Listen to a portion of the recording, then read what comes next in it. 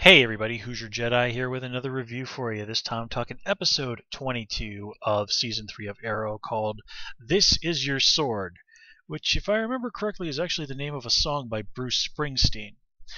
But anyway, this is our penultimate episode. Next episode going to be the season 3 finale, and I have to say this episode definitely delivers a lot. This is a very action-packed episode. Again, mostly an action episode, I would really say. But there's still some nice stuff going on with the characters. Let's take care of the Hong Kong flashback real quick. Well, once again, we get to see General Shreve, and he's, as expected, an enormous douchebag. Once again, I kind of have to point out this whole thing about, like, China owns all of this debt. All of this American debt is, while it is true, the idea that China might use that to ruin the American economy is ridiculous because, if I remember correctly, America is China's largest trading partner. And it's basically don't shit where you eat. Okay? If the U.S. economy takes a major nosedive, guess what's going to happen to the Chinese economy? I mean, this is basically what we saw happen a few years ago when all hell broke loose on Wall Street. Okay? And there's also not the idea like China is going to say, like, hey, America, we have all this debt. Either fork over the cash now or we're going to be taking Alaska. I mean, that's not how it works. And while idiots may believe that something like that is a realistic scenario, you'd think that a general in the United States Army like General Shreve would have a basic understanding of economics. Or, at the very least, have access to someone who could explain basic economics to him. Now, I do like that they did clarify that this is a rogue rogue unit from the U.S. Army, which, okay, good. This doesn't really seem like unleashing a bioweapon in Hong Kong doesn't really seem like something the American government would feel is in its best interests. That said, how in the name of God has the Chinese government not noticed a bunch of American soldiers in full military uniforms stomping around Hong Kong? And how in the world could they have even kept this a secret? They basically, like, all it basically says, like, yeah, the Chinese government hushed it all up and said that it was a chemical spill. Okay, you know what? I'm just going to have to let this go. I mean, just the idea of something like that in a place like Hong Kong, which is one of the most high-tech places you can possibly imagine, and probably the most international place in all of China, a place where the Chinese government's grip is probably the loosest. And then so that they could somehow hush all of this up. I mean, granted, once the American government found out what was going on, yeah, they probably would have had Argus step in and work with the Chinese government to hush it all up because, rogue U.S. general unleashes bioweapon in China. That's not good for that's not good for anybody. Not good for China. Not good for the United States. So here we get to see what we knew was eventually going to happen, and that's poor Akio die. And it was really a very, very sad scene. You couldn't help but feel horrible for Tatsu and Masao. Akio had been a good kid, was a good kid. Oliver had bonded with him and cared about the kid too, so of course he's pretty ripped up about it. And then we see it's like General Shreve is like, haha, suckers. So it'll be interesting to see how all three of them get out of that next episode, which is probably where we'll see General Shreve get what was coming to him. Now, in modern day, again, most of this stuff was action oriented. We did kind of get that nice little side story with Thea and Roy, kind of give Colton Hayes a more proper, a real kind of wrap up things for him properly. Of course, the main thing being him giving Thea his old Arsenal costume, which she'll probably use as an inspiration for when she officially creates her Speedy outfit, which was doubtlessly where we'll be going with her next season. And of course, it's even been said that they're going to have Colton Hayes come back on the show at some point as a guest star in season 4. So, which of course is not surprising because Oliver is going to have to eventually find out that he's alive. And so it's just kind of the question of, well, is he going to have assumed a new heroic identity? What's going to be going on there with him? And there are any number of possibilities, but I have the feeling that he might just sort of come back in a costume that's slightly altered, having decided to, for whatever reason, take up heroing somewhere else. But again, that's just me kind of spitballing. But anyways, this is a nice place to leave things off with Thea and Roy this season. I imagine we might see a little bit of Thea next episode, but yeah, this is a good time to say goodbye to Roy. And just that whole thing with him at the garage, I just can't help but wondering if the alias he was using wasn't Jason Todd. I have a feeling that was just sort of the Arrow writers sort of going a little nudge wink to the comic book fans.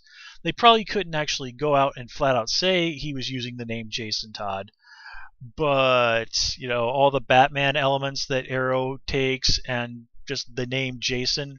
I mean, the only other Jason in the DC universe who leaps to mind is Jason Blood, and his alter ego, as it were, and if you know the comics, you know what I'm talking about, is Etrigan the Demon. So yeah, pretty sure that wouldn't be the name Roy is using. So let's all just pretend in our heads that he was using the name Jason Todd. And never mind. Oh, what the hell? I always kind of like to remember we have seen Jason Todd referenced in the various DC properties as well. There was a nice little nod to him on the old Teen Titans cartoon. But anyway, getting on to what's going on here in the present day. There is some stuff that's interesting stuff going on. Well, let me dial it down a little. I'm once again in a situation where I keep trying to get reasonable sentences out of my mouth, but my brain is moving too fast and it just comes out like ridiculous gibberish. So just a little while ago, it was confirmed that the new the new Arrow Flash spin-off show is going to be called Legends of Tomorrow. Of course, Brandon Routh going to be one of the big guys on that. So I have a feeling that him sort of handing all that control of the company over to Felicity is going to be his way of saying, like, okay, Felicity can handle all of this. I'm going to go off and do superhero-y stuff full time now. Now you also have to wonder if this isn't going to be the back door to maybe Oliver getting his company back, or possibly being put in a position where he has to work for Felicity, which would be pretty darn cool. But in any case, so we did have that nice bit between her and Ray, and then there was also that really good scene between her and Tatsu, where she's like, where Tatsu is just kind of giving her some advice about, like, hey, don't let the guy you love slip away. I did, and look what happened to us. Look what happened to me. So I kind of have a feeling we might actually get a genuinely happy ending for Oliver and Felicity once all is said and done. Next episode. Now, Oliver's relationship with Dig. Well, I have a feeling Dig will eventually find it in himself to forgive Oliver, and I imagine Lila will too. But that ain't going to be happening anytime soon. Oliver is really going to have to earn back Dig's trust and his respect, and it's not going to be easy. But this just really does to show you that Oliver wasn't joking. He really is willing to sacrifice everything to stop Ra's al Ghul, to save his city. And he's been willing to lay down his life so many times. But this is a different ball game, and if one of the things he has to sacrifice is his friendship and Dig's respect for him and his trust, then sad though it might be, that's what has to be done. Because Ra's al Ghul is a threat where you can't afford to take half measures. And well, to put it bluntly, if Oliver doesn't stop Ra's, Lila and Sarah and Carly and whatever the heck Dig's nephew's name is, which I can't remember, they're pretty much doomed anyway. So, yeah. Let's see. I absolutely loved what was going on with Malcolm here. Like, that Oliver is going to have to rely on Malcolm to sort of be the guy who convinces Team Arrow that, like, no, I'm not. Oliver isn't brainwashed and all that other stuff. And rightfully, Team Arrow is like, Malcolm, you are completely full of crap. There is no reason on God's green earth why we should trust you. And then Malcolm is like, oh, you don't believe me? Well, here's some woman you've never seen before, who you've never met before, and she's going to totally tell you to trust me. And as much as Team Arrow called BS on that, they still ended up believing him. So, yeah. that was just funny to me for so many reasons. But in any case, this did get us to the big, awesome action scene in Nanda Parbat. We got to see, you know, Tatsu put on the katana costume and go slicing up League of Assassins guys. Before that, we get yet another mention of Ferris Air. I gotta say, as much as they've been talking about Ferris Air and Coast City on Arrow and the Flash lately, I can't help but wonder if that's not going to be the setting for Legends of Tomorrow. Because they're obviously going to want to put some physical distance between the characters on that show and Central City and Starling City, just so it doesn't become like, well, why couldn't Oliver come and drive across town and come and help out? If you move it to a different city, then that solves a lot of the problems. But again, that's just me spitballing. But yeah, awesome fight. I love that part where Felicity's iPad is damaged and she just kind of throws it at the League of Assassins guy. It looks like she hits him in the neck and he falls down. And then she sees like Malcolm had shot him a couple of times in the back, and she goes, "Oh, well, that makes more sense." That was hilarious.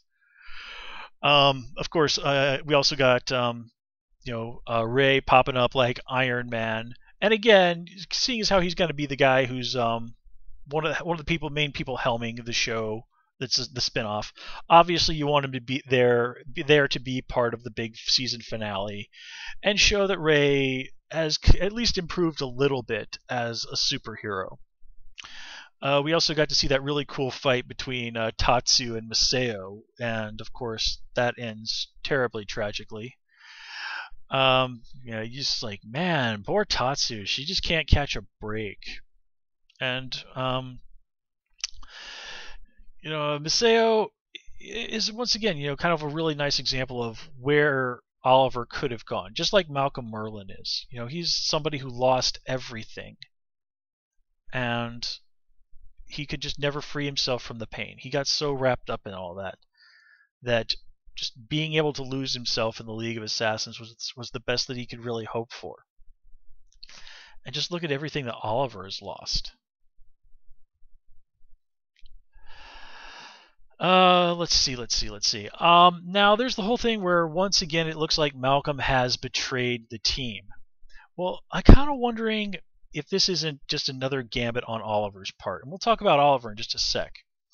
But they try to blame everything, the information getting leaked on Maseo, and Raish is like, oh, well, it sure is darn convenient that the one person who is responsible for all of this, especially seeing as how only 3 people knew it. This particular little secret.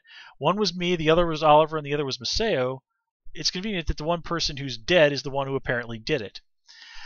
I mean, just look at what happens there. Malcolm has basically before tried to get back into the league, and Raish has said, like, shut up, Malcolm, and just die with some dignity. So the idea that he would try this again later really doesn't make sense. I mean, this guy knows Raish hates him, and only spared him before through complicated circumstances. But if this is just another feint, if this sets up a situation where it looks like Oliver is once again tested by Raish to it's like, hey, kill all your friends. Prove to me that you're for real. Prove to me that you didn't betray me.